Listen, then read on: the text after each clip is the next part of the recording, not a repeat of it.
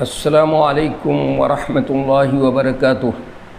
محترم دینی بھائیوں اور بہنوں اور عزیز طالبات، بسم اللہ الرحمن الرحیم وبہ نستعین۔ باب کتابۃ العلم۔ بہ قال حدثنا محمد بن سلام قال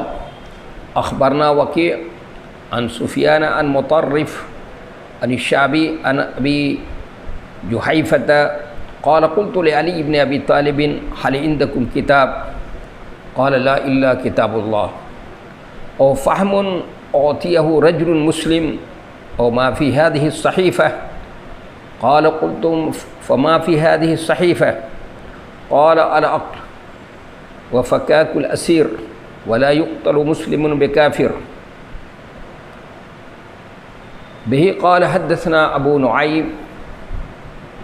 نعیم الفضل بن دکین قال حدثنا شیبان عن یحییٰ عن ابی سلمۃ عن ابی ہریرۃ ان خزاعۃ قتلوا رجلا من بنی لیث عام فتح مکہ بقتیل منهم قتلوه فأخبر بذلك النبي صلى الله عليه وسلم فركب راحلته فخطب فقال إن الله حبس عن مكة القتل بالفيل۔ قال أبو عبد الله كذا قال أبو نعيم وجعلوه على الشك الفيل بالقتل، وغيره يقول الفيل، وصلت عليهم رسول الله صلى الله عليه وسلم والمؤمنين ألا وإنها لم تحل لأحد قبلي ولم تحل لأحد بعدي ألا وإنها حلت لي ساعة من نهار ألا وإنها ساعتي هذه حرام لا يختلى شوكها ولا يعضد شجرها ولا تلتقط ساقطتها إلا لمنشد، فمن قتل فهو بخير النذرين إما أن يعقل وإما أن يقاد أهل القتيل۔ فجاء رجل من أهل اليمن فقال اكتب لي يا رسول الله، فقال اكتبوا لأبي فلان، فقال رجل من قريش إلا الإسخر يا رسول الله فإنا نجعله في بيوتنا وقبورنا، فقال النبي صلى الله عليه وسلم إلا الإسخر قال أبو عبد الله يقاد بالقاف، فقيل لأبي عبد الله أي شيء كتب له قال كتب له هذه الخطبة۔ به قال حدثنا علي بن عبد الله قال حدثنا سفيان قال حدثنا عمرو قال أخبرني وهب بن منبه عن أخيه قال سمعت أبا هريرة يقول ما من أصحاب النبي صلى الله عليه وسلم أحد أكثر حديثا عنه ما من أصحاب النبي صلى الله عليه وسلم أحد أكثر حديثا عنه مني إلا ما كان من عبد الله بن عمرو فإنه كان يكتب ولا أكتب۔ تابعه معمر عن حمام عن أبي هريرة رضی اللہ عنہ وارضاہ۔ یہ بہی قال، یہ بڑی اہم حدیث ہے، اس کی بات پڑھی جا رہی ہے۔ بہی قال حدثنا یحییٰ بن سلیمان قال حدثنی ابن وہب قال اخبرنی یونس عن ابن شہاب عن عبید اللہ بن عبد اللہ عن ابن عباس قال لما اشتد بالنبی صلی اللہ علیہ وسلم وجعه قال ائتوني بكتاب اكتب لكم كتابا لا تضلوا بعده۔ قال عمر ان النبي صلى الله عليه وسلم غلبه الوجع وعندنا كتاب الله حسبنا، فاختلفوا وكثر اللغط، قال قوموا عني ولا ينبغي عندي التنازع، فخرج ابن عباس يقول ان الرذي كل رذية ما حال بین رسول اللہ و بین کتابہ۔ یہ حدیثیں نقل کی ہے امام بخاری رحمۃ اللہ علیہ نے اس ترجمۃ الباب کے اندر۔ پہلے ان کا ترجمہ کرتا ہوں۔ علم کی باتوں کو لکھنے کا باب، علم کی باتوں کو لکھنے کا باب۔ کہا ہم سے بیان کیا محمد ابن سلام نے، انہوں نے کہا ہم کو خبر دی وکیع نے، انہوں نے سفیان ثوری سے، انہوں نے مطرف سے، انہوں نے عامر شعبی سے، انہوں نے ابو جحیفہ سے انہوں نے کہا کہ میں نے حضرت علی رضی اللہ عنہ سے پوچھا آپ کے پاس کون سی کتاب، کوئی کتاب ہے، آپ کے پاس کوئی کتاب ہے؟ انہوں نے کہا نہیں تو بس ایک اللہ کی کتاب ہے، یا پھر کچھ سمجھ ہے جو کسی مسلمان کو دی جاتی ہے، یا پھر جو اس صحیفہ ورقہ میں لکھا ہوا ہے۔ میں نے کہا اچھا اس صحیفے میں کیا لکھا ہے؟ انہوں نے حضرت علی کرم اللہ وجہہ نے کہا دیت کا بیان ہے، قیدیوں کو چھڑانے کا حکم ہے، اور یہ کہ کوئی مسلمان کسی کافر کے بدلے میں قتل نہیں کیا جائے گا، یہ ہے۔ اور دوسری حدیث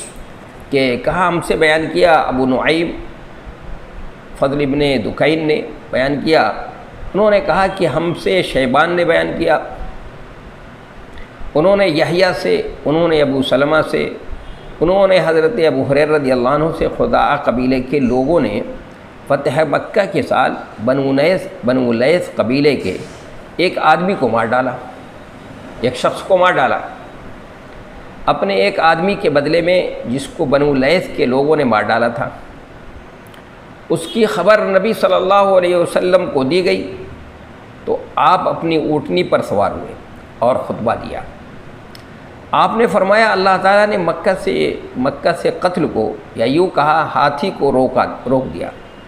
امام بخاری رحمۃ اللہ علیہ نے کہا اس لفظ کو شک ہی پر رکھو، اس لیے کہ میرے استاد ابو نعیم نے ایسی شک کے ساتھ کہا ہے القتلہ بالفیل، اور ان کے علاوہ دوسرے شیوخ الفیل ہاتھی کہتے ہیں، فیل کہتے ہیں، قتل کا تذکرہ نہیں، بغیر شک کے ذکر کیا ہے، بغیر شک کے۔ لیکن رسول اللہ صلی اللہ علیہ وسلم اور مومنوں کو مکہ والوں پر غالب کر دیا۔ سنو مجھ سے پہلے مکہ کسی کے لیے حلال نہیں ہوا، اور میرے بعد پھر کسی کے لیے حلال نہیں ہوگا، اور میرے لیے بھی دن کے ایک مخصوص وقت میں حلال ہوا ہے۔ اس کی تفصیل گزر چکی ہے، ہوا ہے، اور اس وقت وہ پھر حرام ہے۔ اس کا کانٹا نہیں اکھاڑا جائے گا، اس کا درخت نہیں کاٹا جائے گا، اس کا لقطہ نہیں اٹھایا جائے گا، مگر ہاں جو اعلان کرائے وہ اٹھا سکتا ہے۔ جس کا کوئی آدمی مار دیا جائے تو اس کو 2 مہلتوں میں سے بہتر کا اختیار ہے، یعنی مقتول کے ورثہ کو یا تو دیت دی جائے یا قصاص۔ اتنے میں یمن کا ایک آدمی آیا اور کہا اے اللہ کے رسول صلی اللہ علیہ وسلم یہ خطبہ مجھے لکھ کر دے دیجئے۔ تو آپ نے حکم دیا کہ ابو شاہ کو لکھ کر دے دو۔ پھر قریش کے ایک آدمی حضرت عباس نے کہا، یعنی قریش کے ایک آدمی کون تھے؟ حضرت عباس نے کہا لیکن اذخر گھاس کے کاٹنے کی اجازت دے دیں، اس لیے کہ اس کو ہم اپنے گھروں میں اور قبروں میں استعمال کرتے ہیں، بڑی ضرورت کی چیز ہے۔ تو نبی صلی اللہ علیہ وسلم نے فرمایا مگر اذخر گھاس کاٹ سکتے ہو۔ امام بخاری کہتے ہیں یقاد و قاف کے ساتھ بولا جاتا ہے۔ پھر امام بخاری سے پوچھا گیا کہ ابو شاہ کو کیا لکھ کر دیا؟ تو انہوں نے کہا یہی خطبہ لکھ کر دیا تھا۔ اس کے بعد تیسری حدیث کہا کہ ہم سے علی ابن عبداللہ نے بیان کیا، انہوں نے کہا ہم سے سفیان نے بیان کیا، انہوں نے کہا ہم سے عمر نے بیان کیا، انہوں نے کہا مجھ کو وہب ابن منبہ نے خبر دی، انہوں نے اپنے بھائی حماب ابن منبہ سے، انہوں نے کہا ہم نے ابو ہریرہ سنا وہ کہہ رہے تھے کہ نبی صلی اللہ علیہ وسلم کے اصحاب میں مجھ سے زیادہ آپ سے حدیث بیان کرنے والا کوئی نہیں ہے، ہاں عبداللہ ابن عمر ہیں، اس لیے کہ وہ لکھ لیا کرتے تھے اور میں لکھتا نہیں تھا۔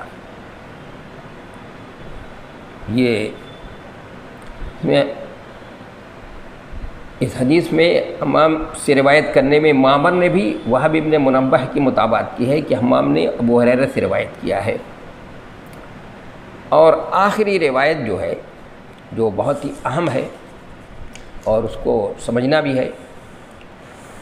کہ کہا ہم سے بیان کیا یحییٰ ابن سلیمان نے، انہوں نے مجھ سے بیان کیا عبداللہ ابن وہب نے،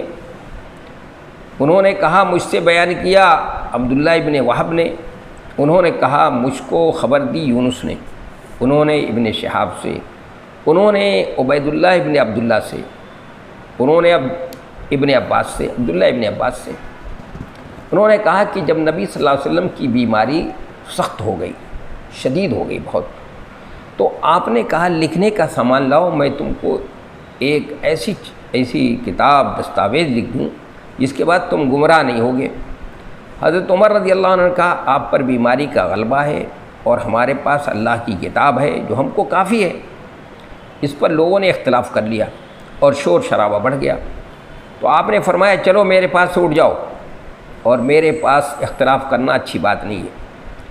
پھر عبداللہ ابن عباس رضی اللہ عنہما حدیث بیان کرنے کے بعد یہ کہتے ہوئے نکلے کہ سب سے بڑی مصیبت وہ ہے جو رسول اللہ صلی اللہ علیہ وسلم اور آپ کے دستاویز لکھانے کے درمیان حائل ہو گئی ہے۔ یہ سمجھنے کی چیز ہے۔ تو سب سے پہلے ہی بات یہ کہ یہ ترجمۃ الباب ہے کہ باب کتابت العلم، علم کی باتوں کو لکھنے کا بیان۔ اس سے پہلے یہ بات ہو چکی ہے کہ علم کو عام کرنا چاہیے، کہ تبلیغ اور اس کو عام کرنے کی بات کہی، اور پھر دوسری یہ بھی ہدایت کہ علم کو عام کیا جائے، اس کی تبلیغ کی جائے، اس کو لوگوں تک پہنچانے کا کام کیا جائے، لیکن احتیاط سے کوئی چیز غلط نبی صلی اللہ علیہ وسلم کی طرف منسوب نہ کی جائے۔ تو اب ضرورت اس کی تھی کہ کوئی اور جو اس سے محتاط طریقہ ہے اس کو بیان کیا جائے۔ تو امام بخاری رحمۃ اللہ علیہ نے اب یہاں پر حدیث اور علم کی باتوں کو لکھنے کا باب قائم کر کے بتایا کہ علم کو محفوظ کرنے کا سب سے محتاط طریقہ یہ ہے قلم کے ذریعے سے۔ اسی لیے اللہ تبارک و تعالیٰ نے اقرأ بسم ربک الذی خلق جو 5 آیتیں نازل فرمائی، تو اس میں سب سے پہلے قلم کا ہی تذکرہ کیا، کیونکہ قلم کے ذریعے سے چیزوں کو لکھ لیا جاتا ہے، اور کاغذ پر نوٹ کر لینے سے وہ چیز محفوظ ہو جاتی ہے، اور بہت احتیاط کے ساتھ اس کو پھر دوسروں تک کیا کیا جاتا ہے، منتقل کر دیا جاتا ہے۔ تو اس لیے امام بخاری رحمۃ اللہ علیہ نے یہ ترجمۃ الباب قائم کر کے یہ بتانا چاہتے ہیں کہ حدیثوں کو کیا ہے، اگر مثلا احتیاط کے ساتھ ہم چاہتے ہیں کہ احتیاط کے ساتھ بیان کریں نقل تو اور صحیح بیان کریں، تو اس کو کیا کیا جائے، سینے میں محفوظ کرنے کے ساتھ ساتھ اس کو لکھ لیا جائے، تو اور زیادہ احتیاط کی چیز ہے۔ لیکن سوال یہ پیدا ہوتا ہے کہ نبی علیہ الصلاۃ والسلام نے ابو سعید خدری رضی اللہ عنہ کی جو حدیث ہے کہ لا تکتبوا انی غیر القرآن، کہ میری طرف سے قرآن کے علاوہ کوئی چیز نہ لکھو، تو اصل بات یہ ہے کہ اس کو لوگوں نے، علماء نے اس کو اس پر محمول کیا ہے۔ اولاً تو کچھ لوگوں نے یہ کہا کہ یہ روایت مرفوع نہیں ہے، ضعیف ہے، اور دوسرے اگر مرفوع مان لیتے ہیں تو یہ اس وقت کے لیے ہے جب قرآن نازل ہو رہا تھا، تو نبی صلی اللہ علیہ وسلم نے قرآن کے نزول کے وقت حدیثوں کو لکھنے سے منع کیا تھا کہ حدیثیں کو نہ لکھا جائے، کیونکہ خلط ملط ہونے کا، گڑمڑ ہونے کا مسئلہ تھا کہ حدیث و قرآن میں کہیں خلط ملط نہ ہو جائے، گڑمڑ نہ ہو جائے، اس لیے نبی صلی اللہ علیہ وسلم نے اس کو منع کیا۔ اور یہ دوسری بات یہ ہو سکتی ہے کہ آپ نے ایک ہی کاغذ پر اور ایک ہی ساتھ لکھنے سے منع کیا تھا، لیکن جب یہ التباس ختم ہو گیا اور یہ جاتا رہا تو پھر آپ نے لکھنے کی اجازت دی ہے۔ پھر خود بہت سی مسلم کی روایت ہے، اور دوسرے ابھی اس میں امام بخاری رحمۃ اللہ علیہ ثابت کریں گے، فتح مکہ کے موقع پر ابو شاہ نے نبی صلی اللہ علیہ وسلم سے لکھنے کی درخواست کی، تو آپ نے کہا لکھ کر دے دو بھائی ان سے، اور عبداللہ ابن عمرو رضی اللہ تعالیٰ عنہ نے لکھنے کی اجازت طلب کی، تو آپ نے ان کو بھی لکھنے کی اجازت دے دی۔ تو ان کے والد نے کہا بھائی لکھ لو، یہ بہت اچھی بات ہے، تو انہوں نے لکھ لیا۔ تو اس سے سب سے پتہ یہ چلتا ہے کہ جب اشتباہ ختم ہو گیا قرآن اور حدیث کے میں اختلاط کا اور گڑمڑ ہونے کا، تو آپ صلی اللہ علیہ وسلم نے لکھنے کی کیا ہے، اجازت دی تھی۔ شروع میں آپ نے منع کیا تھا تاکہ قرآن اور غیر قرآن میں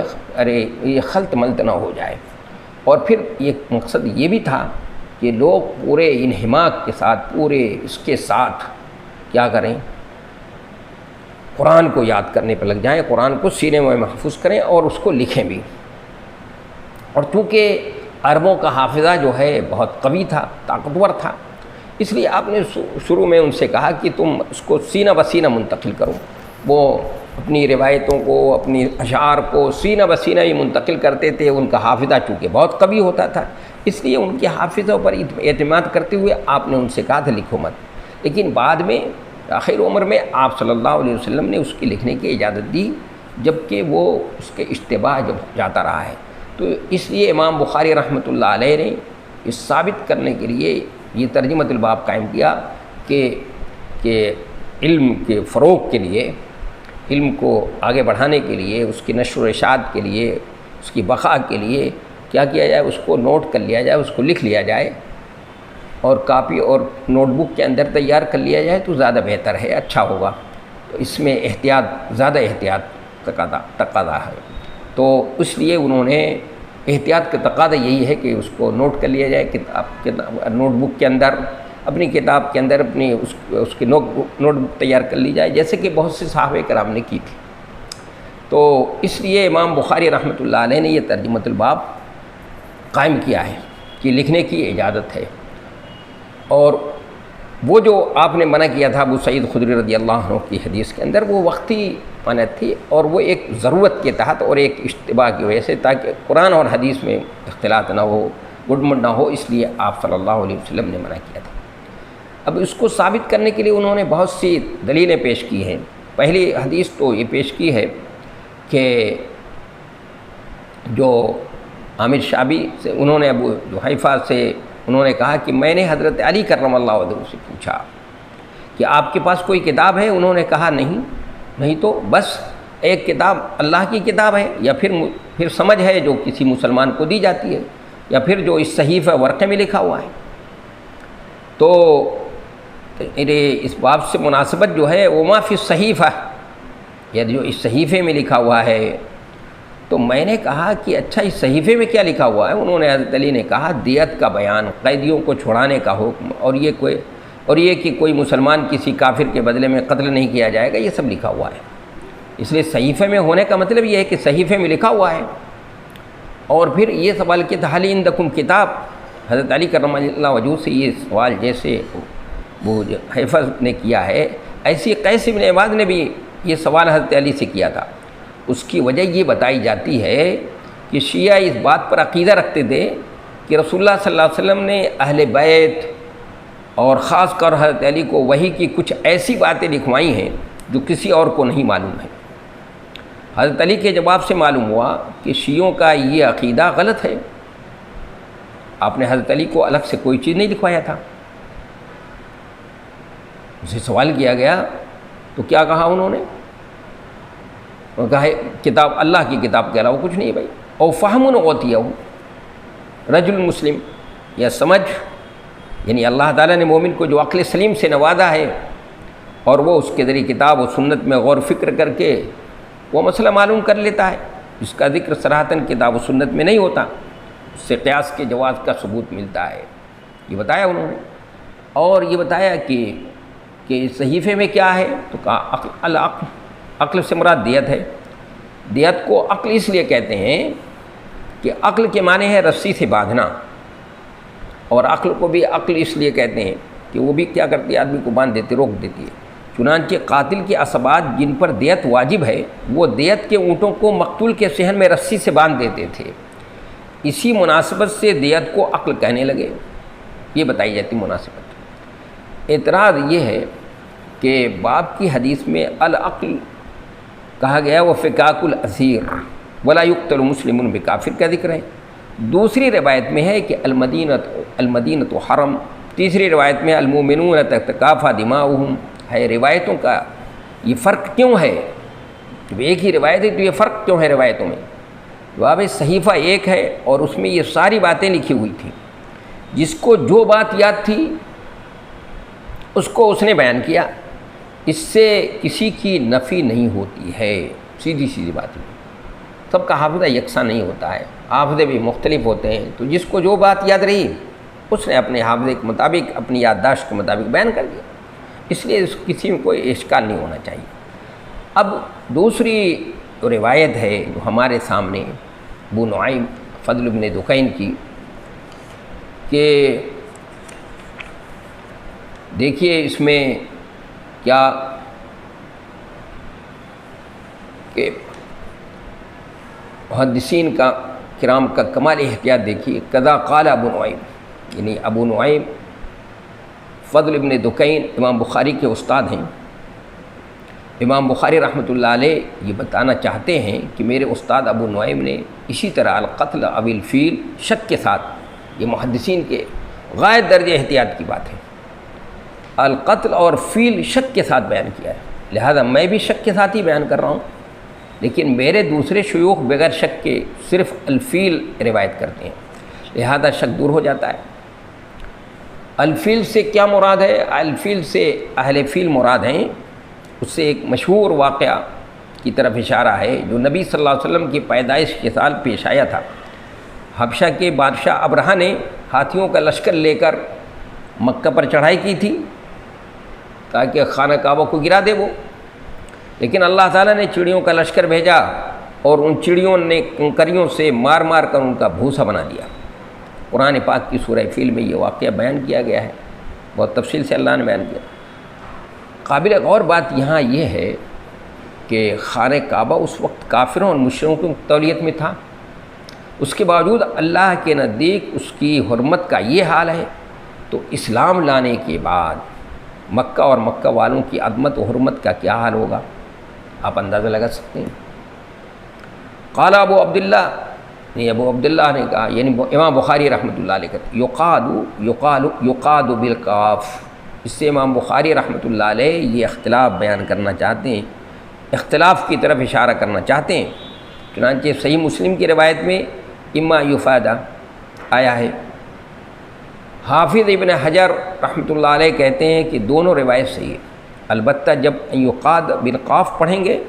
تو اس کے پہلے یعقل پڑھیں گے، اور جب یفادہ بالفا پڑھیں گے تو اس کے پہلے یقتل پڑھیں گے۔ اور اس میں جو ترجمہ جس مناسبت سے امام بخاری رحمۃ اللہ علیہ نے اس کو نقل کیا ہے کہ ابو شاہ نے نبی صلی اللہ علیہ وسلم سے کہا تھا کہ اکتب لی یا رسول اللہ، فقال اکتبوا لابی شاہ فلانی، کہ ابو فلاں کو لکھ دو، تو اس سے معلوم ہوا کہ انہوں نے وہی خطبہ جو دیا تھا آپ صلی اللہ علیہ وسلم نے اس موقع پر، جو واقعہ اس میں حدیث میں بیان کیا گیا ہے، اس موقع پر جو واقعہ بیان کیا ہے اور مکے کے حرمت کا تذکرہ کیا ہے آپ صلی اللہ علیہ وسلم نے، اس کی عظمت کا اور اس کی قدر و منزلت کا، اسی کو لکھنے کے لیے کہا تھا ابو شاہ نے، تو آپ صلی اللہ علیہ وسلم نے فرمایا کہ لکھ دو ان کو، لکھ کر۔ اس سے پتہ چلتا ہے کہ آپ نے بعد میں لکھنے کی اجازت دی ہے، پہلے شروع میں روکا تھا، منع کیا تھا آپ صلی اللہ علیہ وسلم نے، تو وہ مصلحت کی بنیاد پر، وہ مصلحت کیا تھی میں نے اس کا تذکرہ کیا ہے۔ حضرت ابو ہریرہ رضی اللہ تعالیٰ عنہ کا واقعہ نقل کیا ہے کہ ابو ہریرہ رضی اللہ تعالیٰ عنہ کہتے ہیں، انہوں نے کہا، ابو ہریرہ رضی اللہ عنہ سنا، وہ کہہ رہے تھے کہ نبی صلی اللہ علیہ وسلم کے اصحاب میں مجھ سے زیادہ آپ سے حدیث بیان کرنے والا کوئی نہیں ہے، ہاں عبداللہ ابن عمر ہیں، اس لیے کہ وہ لکھ لیا کرتے تھے اور میں لکھتا نہیں تھا۔ یہ دیکھیے، تو ابو ہریرہ رضی اللہ عنہ کے اس بیان سے ایسا معلوم ہوتا ہے کہ عبداللہ ابن عمر کو ابو ہریرہ سے بھی زیادہ حدیثیں یاد تھیں، اور وجہ یہ ہے کہ وہ لکھ لیا کرتے تھے، اور ابو ہریرہ لکھتے نہیں تھے۔ حالانکہ واقعہ اس کے کیا ہے، ہم سمجھتے ہیں اگر دیکھیں تو حالانکہ واقعہ اس کے خلاف ہے۔ عبداللہ ابن عمر سے مروی حدیثیں حضرت ابو ہریرہ رضی اللہ عنہ کے مقابلے میں کئی گنا کم ہیں۔ عبداللہ ابن عمر رضی اللہ عنہ کی کل مرویات 700 کے قریب ہیں، اور ابو ہریرہ رضی اللہ عنہ کل مرویات 5374 ہیں۔ جواب، اس کو استثناء کو منقطع بھی مان سکتے ہیں اور متصل بھی۔ منقطع ماننے کی صورت میں کوئی اشکال نہیں ہے، اس لیے کہ ایسی صورت میں مطلب یہ ہوگا کہ حضرت ابو ہریرہ صرف یہ بتانا چاہتے ہیں کہ عبداللہ ابن عمر حدیثیں لکھ لیا کرتے تھے اور میں نہیں لکھتا تھا، اب اس سے عبداللہ ابن عمر کی حدیثوں کا زیادہ ہونا لازم آئے یا نہ آئے، سب برابر ہے، استثناء کا اس سے کوئی تعلق نہیں ہے۔ اور اگر استثناء کو متصل مانیں تو اس کی مختلف توجیحات ہیں کہ عبداللہ ابن عمر کو عبادت سے زیادہ دلچسپی تھی، چارے عبادت اور عیادت میں زیادہ دلچسپی رکھتے تھے، تعلیم سے کم تھی، اور حضرت ابو ہریرہ رضی اللہ عنہ کو تعلیم اور افتاء سے دلچسپی تھی، اس لیے وہ تعلیم اور افتاء میں زیادہ مشغول رہتے تھے، اس بنا پر ان کی حدیثیں زیادہ بیان ہوئیں، اور عبداللہ ابن عمر کے پاس زیادہ ہونے کے باوجود کم بیان ہوئیں۔ دوسری بات یہ کہ فتوحات کے بعد حضرت ابو ہریرہ کا قیام مدینے میں تھا، وہاں علم کے طالبین زیادہ پہنچتے تھے، اس لیے ان کو روایت کرنے کا موقع زیادہ ملا، اور عبداللہ ابن عمر کا قیام مصر اور طائف میں رہا، وہاں طلبہ کم پہنچتے تھے،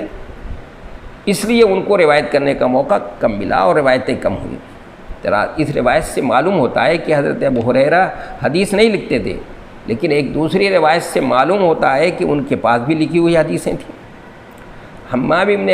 ربیع کی صحیح بخاری کی روایت صحیح بخاری کی ہے، اس لیے اس کو ترجیح حاصل ہوگی۔ نبی صلی اللہ علیہ وسلم کے عہد میں نہیں لکھتے تھے، ممکن ہے بعد میں لکھا ہو، اس لیے نفی کو آپ کے عہد پر محمول کریں گے۔ ابو ہریرہ رضی اللہ عنہ کے پاس لکھی ہوئی حدیثوں کا ہونا اس بات کو مستلزم نہیں ہے کہ وہ خود لکھے ہوں، ممکن ہے کسی اور نے لکھا ہو اور وہ خود لکھنا نہیں جانتے تھے، اس لیے نفی درست ہے۔ ابو شاہ کے واقعے سے تو معلوم ہوتا ہے کہ نبی صلی اللہ علیہ وسلم نے حدیث لکھنے کی اجازت دی تھی، اور صحیح مسلم میں ابو سعید خدری کی حدیث سے، جیسا کہ میں نے ابھی بیان کیا تھا کہ نہیں کا پتہ چلتا ہے، آپ نے فرمایا لا تکتبوا انی غیر القرآن شیئا غیر القرآن، تو نہیں والی حدیث کو نزول قرآن کے وقت کے ساتھ مخصوص مانیں گے، یہی بتایا تھا میں نے، تاکہ قرآن اور حدیث میں التباس نہ ہو، اور اجازت کو نزول قرآن کے علاوہ اوقات میں خاص مانیں گے، نہیں کوئی ایک جگہ قرآن و حدیث ملا کر لکھنے پر محمول کریں گے، یہ بھی بتایا میں نے، اور جواز کو تفریق پر الگ الگ لکھنے پر محمول کریں گے۔ نہیں مقدم ہے اور منسوخ ہے، اور اجازت مؤخر اور ناسخ ہے، یہ بات ہو سکتی ہے۔ اسی پر بس کرتے ہیں، انشاءاللہ آئندہ جو ہے درس میں اس باب کو مکمل کیا جائے گا، اور پھر اگلا باب پڑھیں گے۔ وما توفیق الا باللہ۔